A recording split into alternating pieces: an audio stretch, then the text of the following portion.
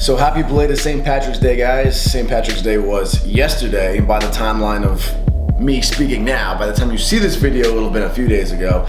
Gotta say, I enjoyed it. I ate very well. It definitely put me over 180 pounds now. I was 179, but I think that's mostly just some carbs and water weight, so I'm gonna tell myself. Woke up to an amazing surprise in the mail today. I got my new singlet in. I ordered the new Titan Triumph singlet. And I'm still keeping the red alive. Red is my favorite color. If you guys don't remember, my old singlet was all red. And it was like a glossy, shiny red. Or shall we call it moose knuckle red, because that kind of color with the shininess, all it does is bring attention right to your crotch region. Really, really distracting, especially when you want to post like an awesome picture of you locking out a deadlift at your meet or whatever. That's just kind of there, and it's really obnoxious. So I decided to switch things up. Plus I just want a little bit of a change of pace. And I kept the red in there on the sides, because you definitely want color on the legs.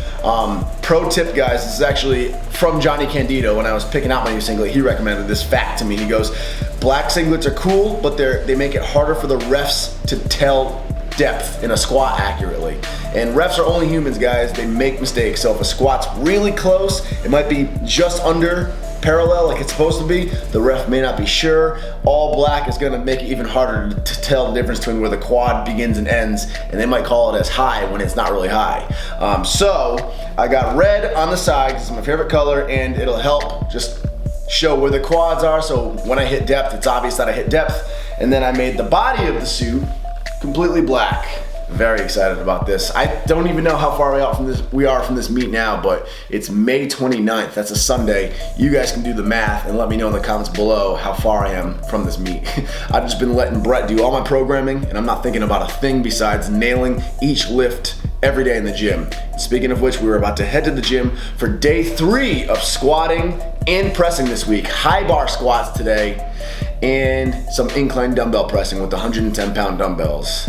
So really quick, people always tell me that my high bar squat looks a lot smoother. Some people suggest that I should switch over to high bar because it looks a lot smoother than my low bar. I want to point out first and foremost that high bar squats, guys, are always going to look more smooth than your low bar squats. Always. Simply because the high bar position allows your torso to remain more upright. And obviously a more upright torso is going to be a much cleaner looking squat. Low bars are always going to cause you to fold over a little bit more. Even form fanatics like Johnny Candido will make jokes and call his low bar squats good mornings. And they'll say it jokingly, of course, but it's unbeatable. When you're doing low bar squats, the bar is lower down your back, so you have to tilt forward more to get it over the center of your foot. It's unavoidable.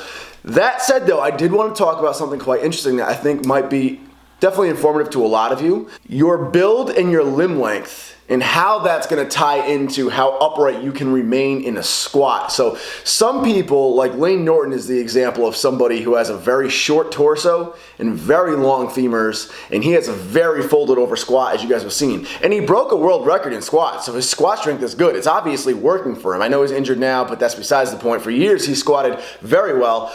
It's just his build. He has a very short torso and long femurs. I have the similar build as well. I'm short in general, but my legs are really long in comparison to my torso, and it causes me to have to fold over. Whereas a lifter who has shorter legs and a very long torso, you'll notice that even in a low bar position, they'll be able to remain a lot more upright. So I figured with pencils, I'm gonna break down really quickly exactly why that is and how that works. So with one full pencil, we're gonna snap this as in half as possible. Not really a big deal, yeah. So these are the legs, right? It'll make sense in a second, just stay with me here. And then here, we're gonna make 2 different length torsos. So first, we have somebody with a long torso, and then we have somebody like me with a stubby ass torso. Now this is gonna be very exaggerated. This is all an exaggerated version, of course, but hopefully it just makes sense to you. As you guys should know, no matter how you squat, low bar, high bar, no matter what your build is, when you squat, the one goal is to always get that bar path directly over the center of gravity, which usually means it's gonna be cutting your foot pretty much in half. There can be some exceptions. It could be a little bit further back, a little bit further forward, but in general, it's gonna be cutting your foot in half, and that's the center of gravity. So when you're squatting, if this is the person's foot, the bar needs to be right about here, right? Now, if you have a short torso, and again, this is very exaggerated, but say this is just short torso with long legs. This is me, this is Lane Norton. The bar is gonna be up here where the racer is, right? If you're squatting down, Look how far forward you're gonna have to lean just to get the bar over the center of your foot. Again, this is really exaggerated, but the center of the foot's right here. Center of gravity is right here. Your torso then has to lean all the way far forward just to get the eraser over that center of gravity where the bar needs to be. So that's why with longer legs and a shorter torso, especially low bar squatting, you're gonna have to lean further forward over. Now, somebody with a long torso goes to squat. Again, the eraser is where the bar is on your shoulders. When they squat all the way down, they barely have to lean over at all to get the eraser over the center of their foot. Look, center of the foot's right here. Boom, their torso can remain almost completely upright and the bar is still over the center of their foot. They don't have to reach so far forward over to get it in the center of gravity. So that is a quick little funny breakdown of exactly why some people are forced to squat with a little bit more of a forward lean in the torso than others, and why it's mostly just based on build. That said, you want to make sure that you are still using good form, because you might still be leaning further forward than you need to, even with a short torso build, for certain reasons, like if you're not bracing your core enough, your core strength is too weak, you don't have good mobility in the hips, you don't have good mobility in the ankles. Those can cause you to force yourself over in a very uncomfortable, unhealthy way too. If you're leaning over and your back's rounding while you do it, or your heels are starting to come off the ground, that's a sign that it's not just your build now it's a mobility issue. So I want to make that clear, but that is a little example of how builds can make for different squat positions. What do you guys notice missing in this area? Anybody?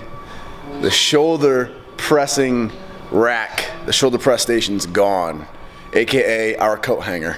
I think I got rid of it because nobody actually used it. It was just like a terrible rack. The seat was in a bad position, rack was in a bad position.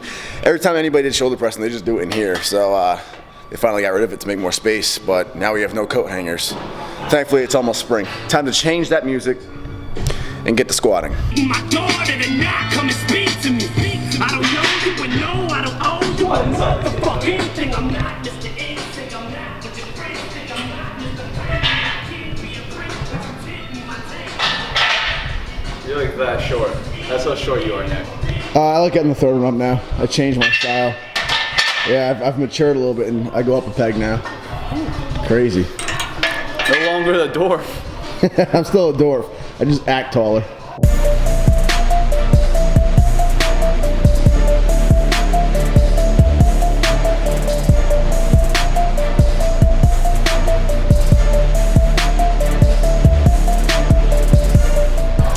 The people have been looking for you. What's good? Where you been? We got finals this week. They've been asking for you. Really? You gotta get the people what they want. Up here. Get it.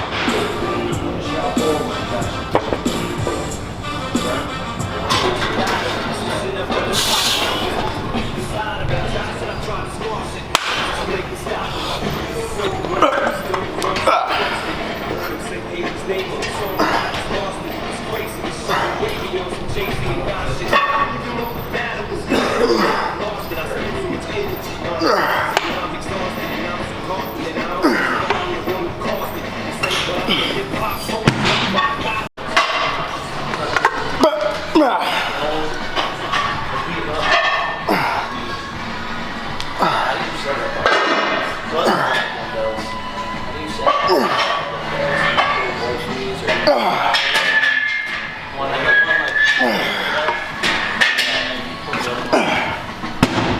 supposed to do 4 sets of 6 on incline double press with the 110s, but as the internet knows, I can't count. And every time I got to 6, I thought I was only at 5 because I have a bad habit of undercounting. So I went and did 1 more, and apparently I'm overshooting it, and I'm doing like 7 reps. So at least I'm miscounting in a productive way this time. Why, Nick? Why? I failed school.